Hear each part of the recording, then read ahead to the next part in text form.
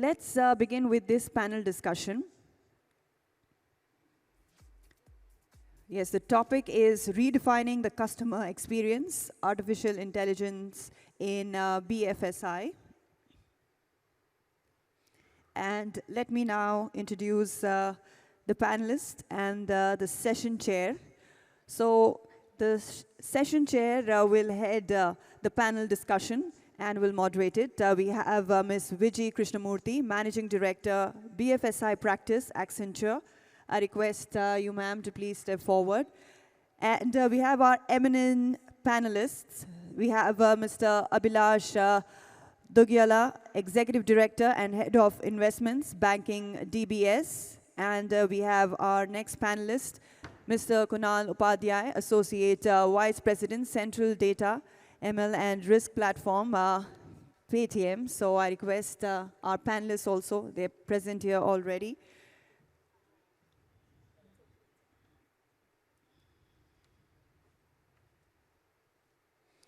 So this is going to be an informative panelist discussion here. And do not forget, ladies and gentlemen, once you proceed for the tea break post this session, yes, there is so much to look forward to. One is the book that I was talking to you about by Dr. B.V.R. Reddy, who had come earlier and had talked to us. So the book is something that we need to watch out for. And then again, there are the startup showcase stalls. Yes, the experience zone that you need to explore. And also, I'll come back and give you more information. So yes, our panelists are here. And over to you, Ms. Vijay.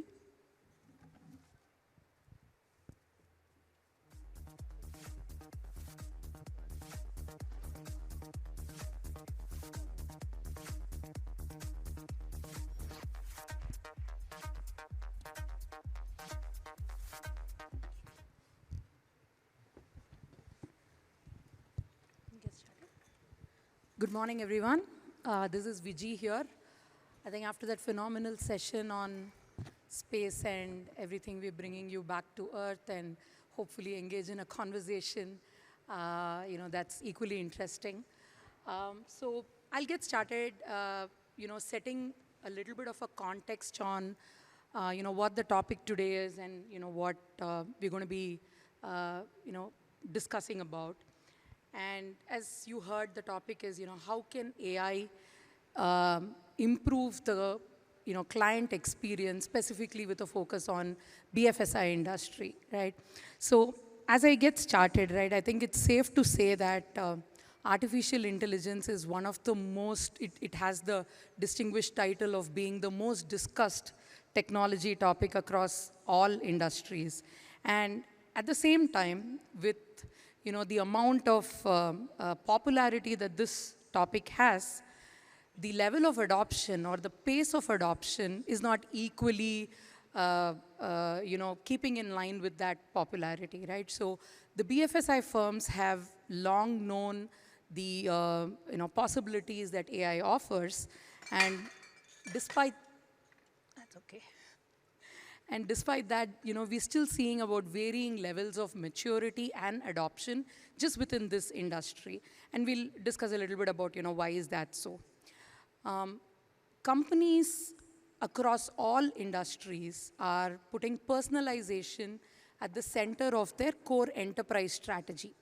And, if I can quote a few examples, the likes of Nike, JPMC, Home Depot, Starbucks, they've all publicly announced that personalized, seamless experience for customers is going to be at the core of their enterprise strategy. So why is it that something like this, which is not just reduced to a technology topic, has actually become front and center of a corporate's strategy, right? And again, hopefully we'll have answers for all of that as we, go through the session today. Getting closer to home, the banking industry, or BFSI, is a highly commoditized space, right? With each of the banks offering similar products and services to the clients. And in order to differentiate one bank from the other, what really stands out is the experience that I, as a customer, get from that bank. And that is what gives a certain bank an edge over the other one.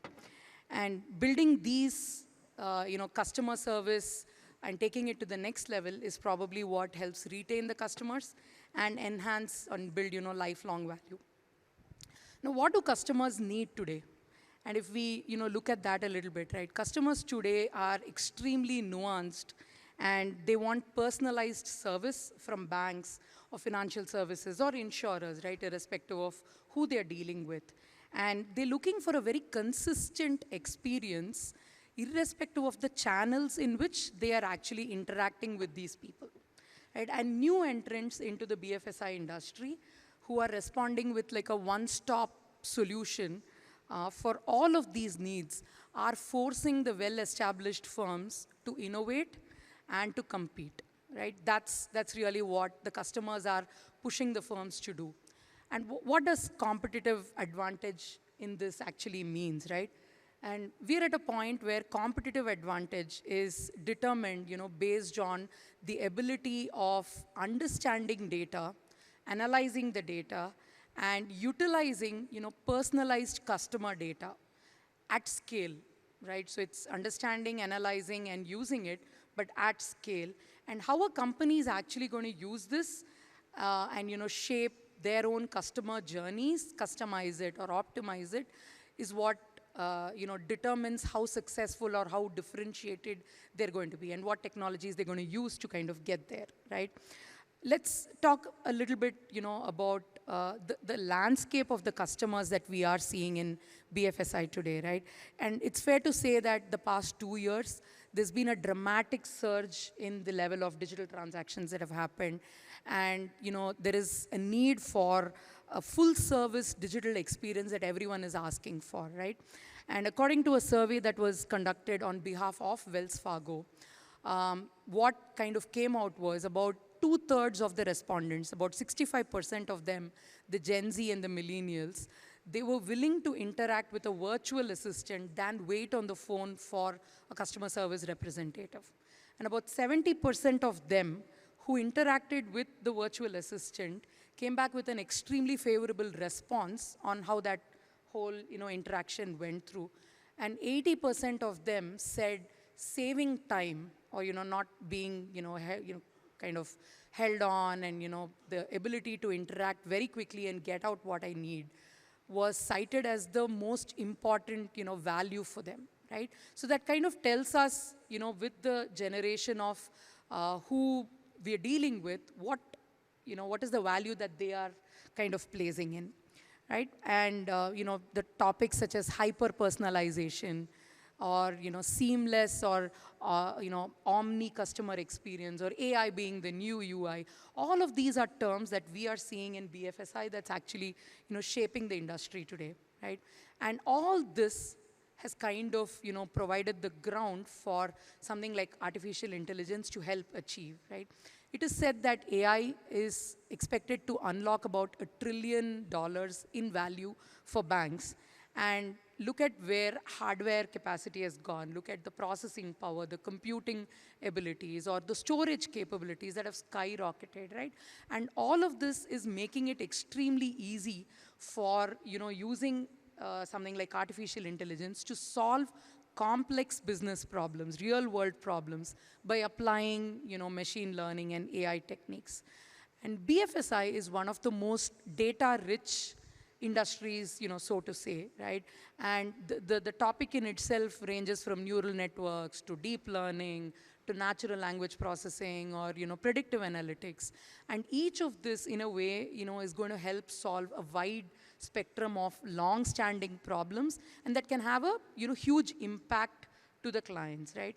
And it could range from the use cases that we are seeing in BFSI, could range from identifying like an optimal segmentation of customers for a new product that you want to launch, or just being in line with the regulatory requirements, or elevating customer experience, which is a huge part of what we're talking about, or using predictive analytics to say how your risk and compliance should be actually dealing with, or predicting your fraud and anti-money laundering activities and reducing. All of these are areas where AI and machine learning is having a huge impact on.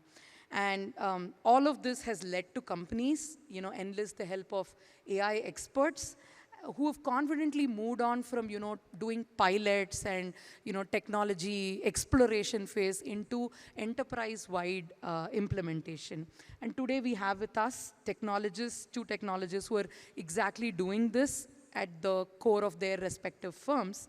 And I'm looking forward to hearing from them on, what is it that they are doing which is actually elevating customer experience for them, and what are some of the challenges that they're facing and how are they going about it. So welcome Abhilash and Kunal to this discussion.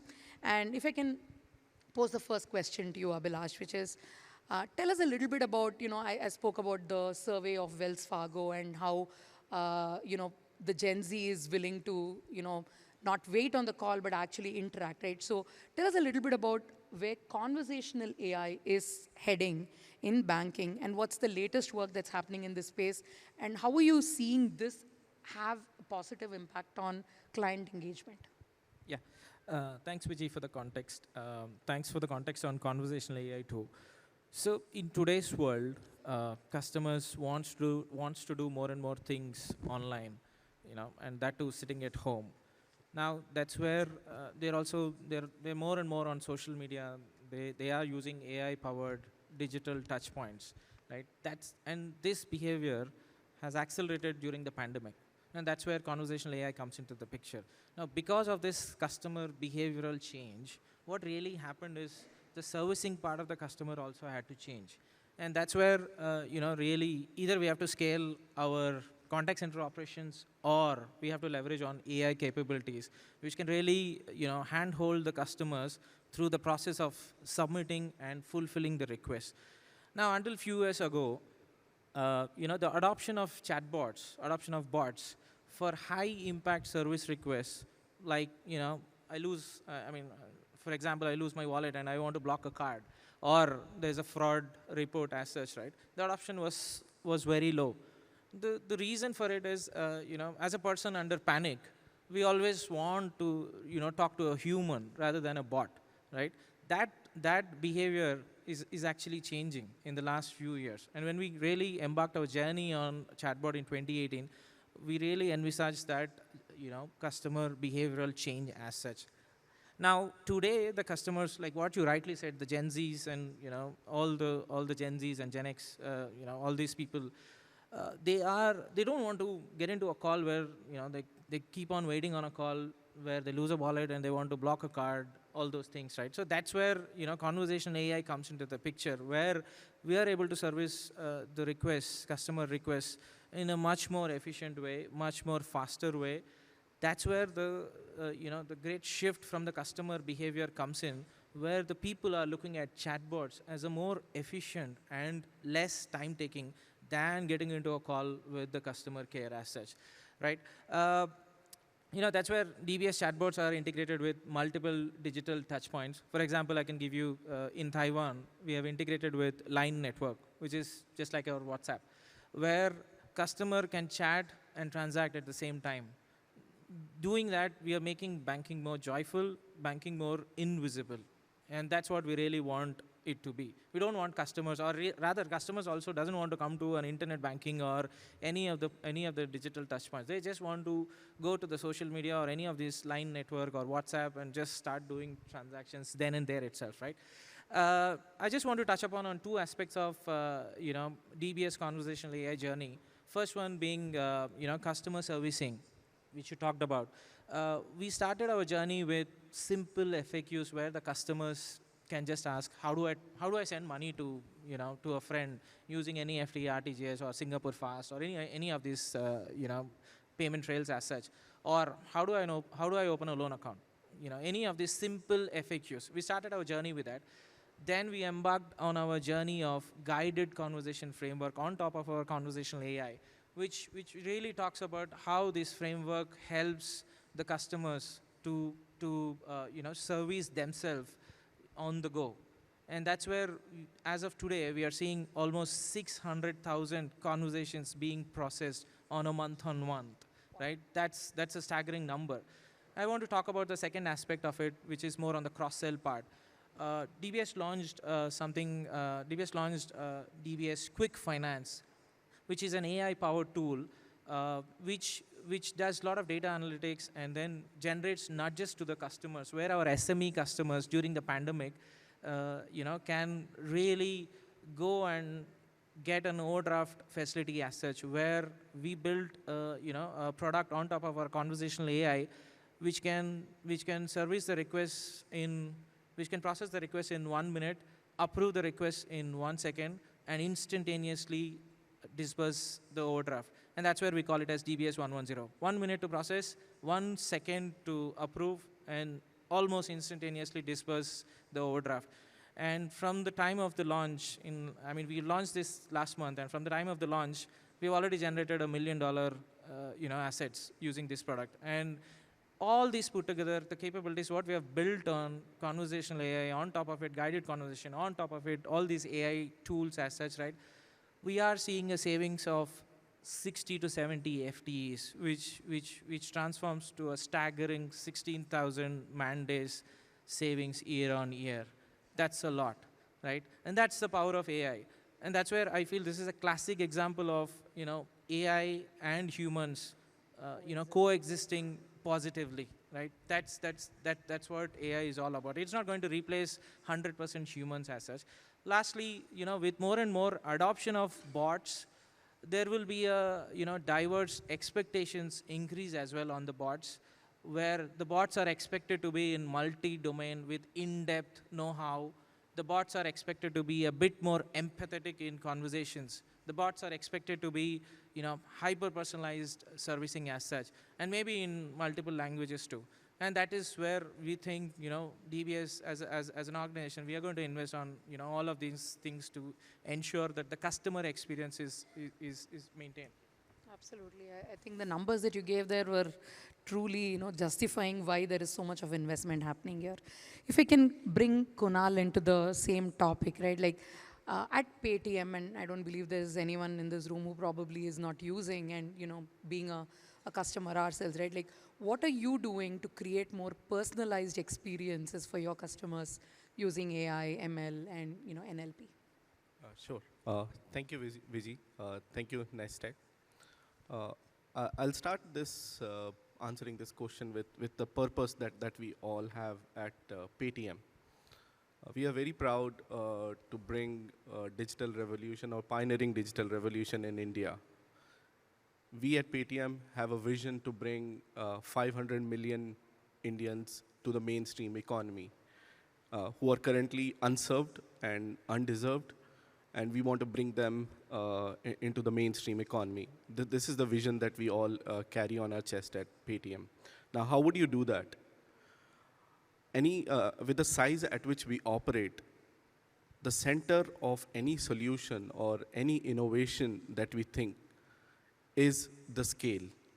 The scale is the center of any innovation that we think of. Now, my friend talked about the chatbots. Now, chatbots where one can interact and get to the right intent served. Now, we want to imagine any transaction which is happening on the app and understanding the behavioral pattern on the app with those transactions, whether you are paying your electricity bill, whether you are recharging, whether you are doing any action on the investment side. We gather all the data, and that data, you can imagine a transaction that is happening, and then it goes to series of data pipelines where we process that out and create a lot of features. And in turn, what you see is you all have a digital assistant in your pocket where that digital assistant helps you, giving you right reminders for your bill payment, right reminders for your investment, right reminder for any utility billing that you provide that. So with the data that we gather, we want to imagine a digital assistant sitting in your pocket and continuously giving you the right suggestion for all the activities that you are doing. Now, recently we have published a case study or a blog where we have enumerated how we are processing petabytes of data on cloud, how the seamless pipelines can be built on cloud. When we imagine AI, one of the key thing is the data part of it. Now, with that data flowing in, it is very, very critical. Very, very critical that we have guardrails have been put on the data pipeline. So we have built a digital eye. Now, what does a digital eye would do? A digital eye would understand the data that is getting computed at different clusters, and then flag that out that there could be some manual interventions required in order to put the right kind of policing around that. So we have built a digital eye, digital assistant. We have to digitize our documents that we have, considering the whole philosophy that we had, DIY, do it yourself. Now, for that, the OCR plays a very, very important role for us. So we have OCR platform to understand our customers. Now, when you are doing payments, it is essential that you understand how the patterns of frauds are there. So we are utilizing at scale the graph technologies in AI, graph neural networks in AI to understand the different types of flavors of frauds which are happening and how we can preempt those frauds. We are using those graph technology. We are using speech to text where when somebody speaks to our representative, we can understand the conversation, how it went, and then what kind of benefits that we can draw out of those. So what we are trying to do in terms of the personalization space, understanding the data, all the patterns, extract and build the pipelines, build the features on that, and then feed those features to AI, and which can in turn create more personalized serving or simplify the user journey for all our customer. And we want to operate, as I said, the vision that we have is to bring 500 million to the mainstream economy. So yeah, this is how we are operating at on the personalization space, Vijay. So hyper-personalization is the key. Yeah.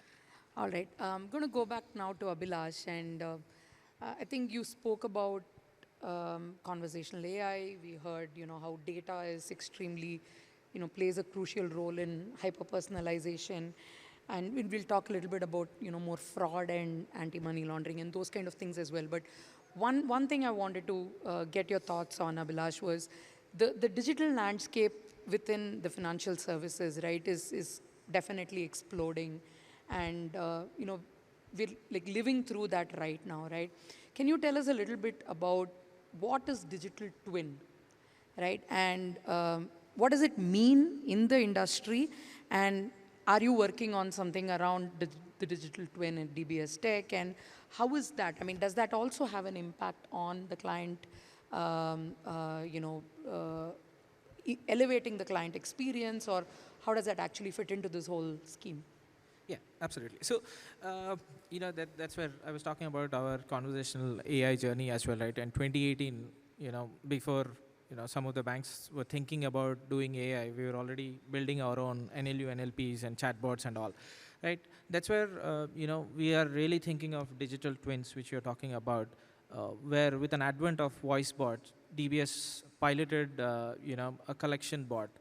What it does is it calls the customer and asks for, when is the collection going to come, when are they going to pay to the DBS bank as such, right? So, these collection bots are more of an outbound conversations where we are seeing, results which are encouraging as such.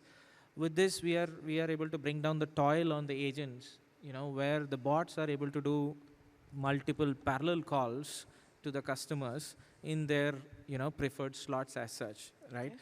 Now, that's where, digital twins with, along with metaverse is what we are really looking at as a future where, digital twins with metaverse is going to help, agents handle much more volumes at a larger scale.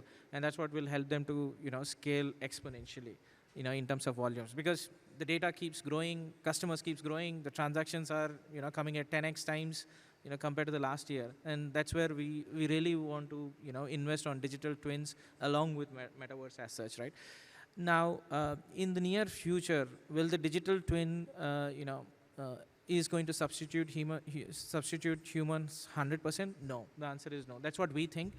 But in the foreseeable future, we think the bots are going to be a bit more intelligent, where the data is coming from multiple sources. The data can be joined together, to understand the events, why the customer is calling us, right? If the bots can understand why the customers are going to call us, or why the customers are going to come to the chatbot, or any of this digital, touch points as such, right? That would be great. Or rather, even eliminate the need of the customer to come to a digital touch point itself. If we can get all the data towards, eliminating the customer calling us or customer chatting with us, that would be awesome. And that's where, we feel that the future is going to be, more of a digital twin along with metaverse. Okay, so next time we walk into the branch, we don't know if we'll be talking to an avatar of a person or, a real person. Quite capable, okay. Yeah, absolutely. All right. So I'll come back to you, Kunal, and you spoke about, how the data pipelines that you're building, play a very important role in hyper-personalization.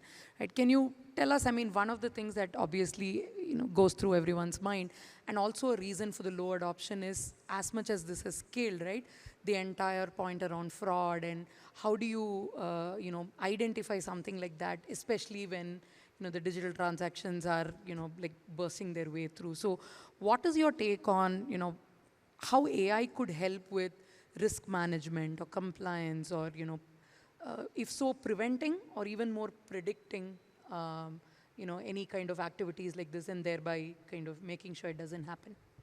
Yeah, sure, Vijay. So I'll take that in three parts, Vijay, as you have narrated the question. The first part, right, data. I'm glad that you have asked the AI with data that question. A lot of time we think about AI and we get very fascinated about it. As I always tell to my team, AI is something which lies on the bedrock which is provided by data or the feature engineering. Today we have multiple machine learning models. We have AI neural networks. We already see, the quantum neural network is already in place. Which is more realistic, where the neural networks are binary and the quantum neural network are more function generated. Now, when we want to train our MLs, AIs, or the quantum neural networks, right, it is essential that the training that we provide to them does not have a bias. It is a true representation of the population of data. Now, how would you do that unless you have a right meaningful data pipelines or the data that you feed to the training? Now, from the context of Paytm, as you would imagine, the high throughput transactions which are happening on the app in any form or shape. So what we do is we funnel that transaction, and it goes through different layers from silver to bronze, from bronze to silver to gold, and then there are meanings have been drawn from the data. We create features. So we have a very sparse feature store, which gives the right representation of the population. And that feature stores powers are all AI solution that we think and imagine. So for me, it is very essential that we have data engineering, feature engineering, and AI. Think and imagine as a collective one unit. Yeah. Now, coming to the second part of your question, where are there? There are a lot of apprehension have been put in for AI. In terms of delegating the decision making, can or should AI be allowed to make the sensitive decision? So I see it as a two side of the coin. One, all these are very valid reasons. The other side of the coin, as I said, we aspire to serve 500 million unserved customers. Today, we serve 20 million small, medium, large businesses. We have currently 300 million active customers that we have. Now, how would you serve them more efficiently? How would you reduce their user journey unless you apply AI? So I see this as a two side of the coin. And like any other revolution which has happened in the past, there would be a convergence ground. where both the side would have its own convergence, and eventually the right tandem would be established. Now the third part on the risk side of the things. So what we are trying to do, we are building those graph-based structures, which for all the fraud detection that we want to do and imagine, where the fraud can be imagined from the various dimensions, and can that cluster be identified, and then can we prevent those fraud? Let's say it is in the form of certain longitude, latitude. Could this be because of certain devices? Could that be because of certain, let's say, Wi-Fi router that is happening? So all the parameter, the dimension that we are understanding the fraud, and then we are attaching with our pipeline, which can really preempt those fraud before it happens. So that's how I would be imagining that AI is going to play a very important role, where you want to take decision at scale, not only at the nano level, at the macro level, and with the heavier intensive data that you would have. So yeah. I just want to add a point there. I think you made a very valid point on AI on decision making, right? Even at DBS, in terms of payments, right? We really look at payment patterns. Somebody who's just doing $100 $100 transaction on average, weekly average, and suddenly a 100K transaction comes in. All of these, with respect to, you talked about longitude, latitude, you talked about Wi-Fi and all those things. And we also are doing some sort of customer patterns, payment patterns, segment related patterns, and all those things to ensure that all of these transactions get into a instead of straight through processing, we just put it into an ops trade just to see that is this really a possible fraud, right? All those things, our AI is part of such decision making, which is really helping all of us. Great, great. Thank you so much. I think we kind of come to an end of at least the topics that we wanted to discuss. I know we've barely scratched the surface, and I'm sure there's like a lot more that we could talk on this. So any closing comments, Kunal, from you? Yeah, I mean, in terms of summarizing what we see, right? I mean, I see tremendous potential in terms of the technology that you would be seeing. 5G is going to come, and we would have immense amount of data that is going to get generated out of that. Now, with that data, we need to work towards building the right kind of pipelines and feature engineering, and then we can really power a lot of AI solutions. So in coming years, I definitely see and imagine a lot of AI-based solution in our daily life, and which is helping in terms of reducing our journey. I mean, journey in terms of the user experience that we have. We may not need to scan through a lot of content which is available at internet. We can have more intelligent way of browsing itself, more intelligent way of recommending itself. So I see data is going to play a very, very central role with AI in hand in coming years, for sure. Awesome. Yeah, like what I talked about, we always think that digital twins with metaverse is going to be the next thing, in terms of AI as such, right? That is one thing. And I talked about hyper-personalization servicing, and that is something which we think is going to be the future. And, I talked about chatbots being in multiple domains with in-depth analysis of know-how. So all these things put together, AI in customer servicing or AI in decision making is going to be there for some more time, and that's what is the future for us. All right, awesome. Thank you so much. I think as an industry, we are one of the ones that have huge amount of regulatory, needs, and as that stabilizes, I'm sure companies will continue to invest because the potential here is huge, and with what we are seeing in terms of the explosion of digital transactions and everything, I think it's going to become more of a necessity than just a good to have kind of a thing. And the fact that we will move on more and more from piloting it in smaller areas to actually doing it more large scale is something that we're all very convinced that we're going to be seeing in our respective firms and the clients that we work with. I think with that, come to an end of the session, and hopefully you've had something to take away from this. Thanks again for the opportunity. Yes, can we clap for the wonderful session, ladies and gentlemen?